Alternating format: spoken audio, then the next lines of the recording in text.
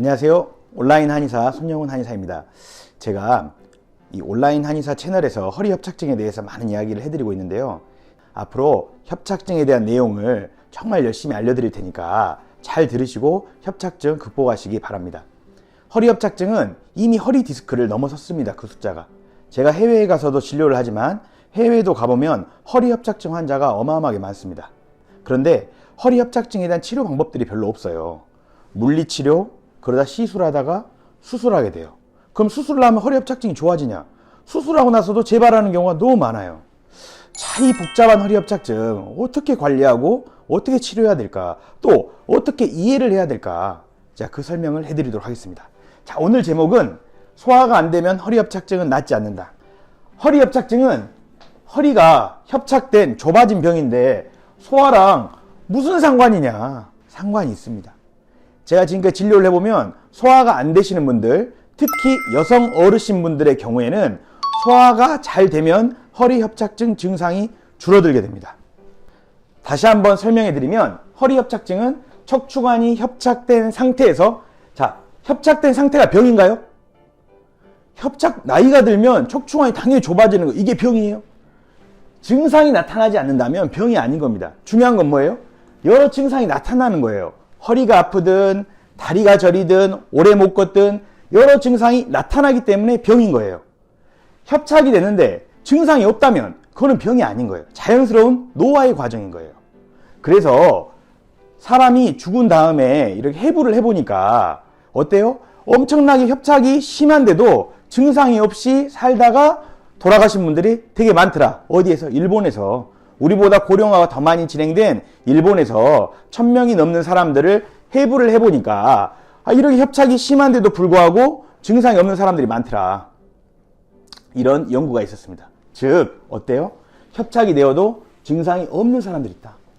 그리고 협착은 별로 안 돼 있는데 증상은 심한 사람들이 있는 거예요.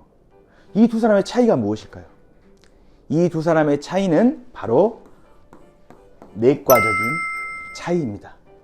허리 협착증은 단순히 척추만이 만들어내는 병이 아닙니다. 척추가 협착이 됐어도 증상이 없는 사람들이 있는 거죠. 척추가 협착이 되어 있어도 병이 아닌 사람들이 있는 거예요. 그러면 척추가 협착되어 있는 사람을 병이 되게 만드는 게 뭐냐? 바로 내과적 상태가 안 좋을 때 병이 되는 겁니다. 자, 그러면 척추 협착증은, 허리 협착증은 척추하고 내과적 상태를 동시에 고쳐야 돼요. 자, 이렇게 동시에 고칠 수 있는 곳이 어디입니까? 한의학입니다. 한의학. 한의학은 척추의 병을 내과의 병으로 봤어요. 그래서 척추의 병이 총 몇 가지가 있어요? 동의보감에 10가지가 있어요. 간이 안 좋아서 허리가 아픈 사람, 소화기가 안 좋아서 허리가 아픈 사람, 심장이 아파서 허리가 아픈 사람, 척추의 병을 내과로 봤던 바로 허리 협착증 치료에 정말 적합한 학문이 한의학입니다. 예. 자, 그래서 허리 협착증은 제가 설명했듯이 척추하고 무엇이 만든다? 내과적 상태가 결합해서 증상을 만든다. 척추가 좁아져 있지만 내과적 상태가 좋다면 증상이 없다. 그건 병이 아니다. 근데 척추가 좁아져 있는데 내과적 상태도 안 좋다면 증상이 나타난다. 그럴 때 병이 된다. 그러면 내과적 상태 중에 어떤 게 중요하냐? 첫 번째로는 간 기능이 중요해요. 제가 다음번에 이 설명을 해드릴게요. 왜 그러냐면 간은 뭐하고 관련있어요? 한의학에서 근육하고 관련있어요. 그래서 간 기능이 약한 분들은 근육 기능이 안 좋아. 근육 기능이 안 좋으면 증상이 더 심할 수 있겠죠. 자, 두 번째로는 신장하고 관련있어요. 신장. 신장은 한의학에서 뭐하고 관련있어요? 뼈하고 관련있다 그랬어요. 뼈가 안 좋으면 당연히 협착증 증상이 심해질 수 있겠죠. 자, 오늘은 무엇이냐? 오늘은 소화기에 대해서 말씀드릴 거예요. 자, 남자하고 여자 중에 소화기 누가 약해요? 소화기는 여자분들이 약합니다. 자, 얼굴이 하얀 사람하고 얼굴이 검은 사람 중에 누가 소화기 약해요?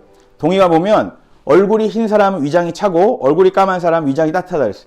아, 옛날에는 이게 무슨 소리야 이랬는데 실제 환자들을 보다 보니까 피부색이 하얀 분들 중에 소화기가 차고 위장 운동성이 떨어진 분들이 되게 많아요. 여자분들 중에 피부가 흰편, 이런 분들은 소화기가 약할 가능성이 매우 높아요. 자, 여자분들 중에 피부가 흰편인 분들이 척추 협착이 오면 내과적 상태, 소화기 상태가 안 좋기 때문에 어떻게 된다? 증상이 생기고 그게 병이다. 그러면 소화 기능이 좋지 못하면 왜 허리 협착증 증상이 심해지냐? 자, 소화 기능이 좋지 못하면 소화기의 운동성이 떨어져요. 그럼 뭐가 생겨요? 소화기 주변에? 노폐물이 생겨요. 노폐물. 이걸 뭐라 그래요? 습담이라 그래. 습담. 그래서 한의학에 뭐라 그러냐면 비, 허, 습, 담이라 그랬어요. 비가 뭐냐면 비장이, 이거는 소화기를 뜻해요. 한의학에서. 허하면, 허약하면 뭐가 생긴다? 습담이 생긴다. 습담은 뭐예요? 한마디로 노폐물이다. 소화기 중에 노폐물. 근데 습담이 있으면 여러 증상이 나타나요. 습담이 있으면. 자, 생각해보세요. 습담이 있으면 어떤 일이 날까요? 밥을 먹었는데 소화기가 운동 안 해서 노폐물이 생겨. 그럼 밥을 먹으면 몸이 무겁겠죠. 그럼 몸이 무거우면 어떻게 하고 싶어요? 눕고 싶어요. 그러니까 밥만 먹으면 난 눕고 싶어. 기운이 없어. 졸려. 식곤증. 이것도 습담 증상이에요. 두 번째, 나는 좀만 먹어도 살이 쪄. 왜? 노폐물이 잘 쌓이니까. 내장지방. 쉽게 살찌는 체질. 자, 세 번째, 나는 손보다는 어디가 많이 보여? 다리가 많이 보여. 난 다리가 많이 보여. 자, 다리 붓기. 다 습담과 관련 있습니다. 자, 네 번째, 요즘 들어서 소변 보러 자주 가고 싶어. 예, 소변 보러 자주 가고 싶어. 또는 약간의 요실금이 생겼어. 자, 소변 문제. 이것도 습담하고 관련이 있습니다. 자, 그런데 이 습담이 일으키는 여러 가지 증상, 소화기에 있는 노폐물이 일으키는 여러 가지 증상 중에 하나가 뭐예요? 요통이라는 거예요. 요통. 복부에 노폐물이 잘 생기니까 소화기 운동 안 한다 그랬죠. 소화기 운동 안 하니까 노폐물 생긴다 그랬죠. 자, 소화기 운동 안 하니까 속에 있는 코어 근육들이 운동할까요, 안 할까요? 그것도 잘 안 해요. 그게 어떻게 돼?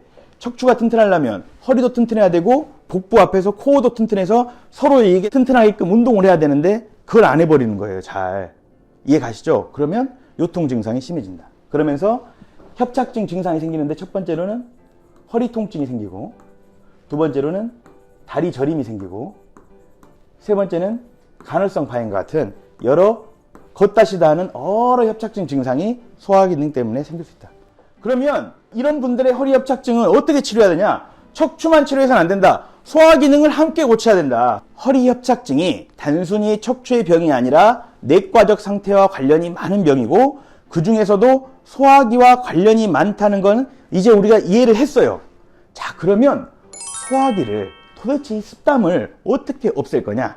제가 세 가지 비법을 알려드리겠습니다. 자, 첫 번째, 16대 8. 16대 8은 뭐냐? 16시간 동안은 아무것도 안 먹는 거예요. 8시간만 먹는 거예요. 8시간만. 일주일 내내 이렇게 해보세요. 너무 힘들겠죠? 일주일에 하루라도 하는 거예요. 그럼 어떻게 돼요? 일주일에 하루라도 16시간 동안 아무것도 안 먹는 거예요. 의도적으로. 뭐 외에는, 물 외에는 아무것도 안 먹는 거죠. 자, 그러면 어떤 일이 일어나냐? 아무것도 안 먹잖아요. 그러니까 소화기가 어떻게 돼요? 운동을 해. 위산을 분비해. 이제 먹을 걸 달라고 운동을 하기 시작해요. 그러면서 뭐가 빠져나가? 노폐물이 빠져나가. 자, 16대 8의 법칙. 일주일에 하루는 꼭 실천하십시오. 자, 차가운 것, 뜨거운 것. 자, 차가운 걸 먹을 때 습담, 노폐물 생길까요? 뜨거운 걸 먹을 때 노폐물 생길까요? 생각해 보십시오. 차가운 걸 먹으면 위장의 운동성이, 온도가 떨어지면 운동성이 떨어지잖아. 위장의 운동성이 더 떨어져서 노폐물이 잘 생겨요. 자, 커피를 아이스 아메리카노를 먹어야 돼요? 뜨거운 아메리카노를 먹어야 돼요? 내가 커피 좋아하면 뜨거운 아메리카노를 먹으라 이거예요. 자, 그럼 쉬워요. 커피는 쉬워. 온도를 우리가 아니까 아이스 아메리카노가 아니라 뜨거운 아메리카노를 먹어라. 이거 당연히 이해했죠?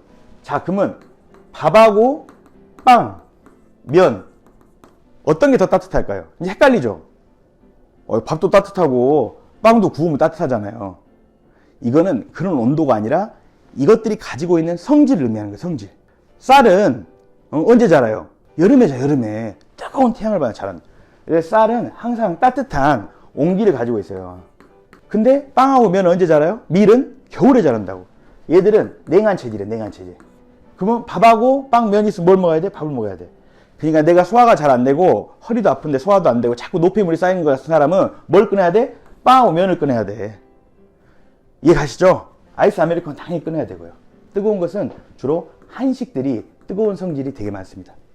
자, 또 중요한 거 세 번째. 자, 하루에 10,000보도 걷고 여러 번 운동하는 것도 중요해요. 나는 운동을 이렇게 하는데 살이 안 빠진다.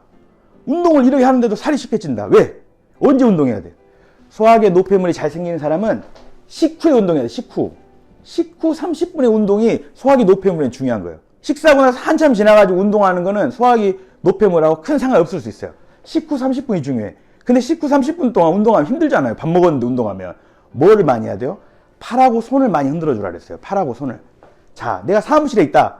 걸으면서 이러게라도 하세요. 이러게라도. 비주사마리라 했어요. 그러니까 사지가 소화기랑 관련이 있다 그래서 동의보감이. 그래서 이걸 흔들라는 거예요. 걸으면서 흔들면 되잖아요. 뭐 이런 걸 할 수 있잖아요. 이런 운동은 무리가 안 되잖아요. 이걸 하시라 이거예요. 자, 그래서 오늘은 습담을 없애자. 무엇을 위해서? 허리 협착증의 극복을 위해서. 뭐? 척추는 좁아져 있지만 증상이 없도록, 병이 없도록 하기 위해서, 척추 협착증으로 인한 증상을 없애기 위해서 습담을 없애자. 소화기를 개선시키자. 그러기 위한 이런 방법이 있다. 이걸 말씀드렸습니다. 자, 생활관리를 해도 안 된다. 그러면 답은 뭐겠습니까? 한약입니다. 한약. 동의보감은 수천 년 동안 소화기 노폐물을 없애는 것만 연구를 했어요. 그 안에 담긴 처방이 100개도 넘습니다. 거기에서 자기에 가장 잘 맞는 처방을 드시면 소화기도 좋아지고 허리 협착증도 극복되게 되는 것입니다.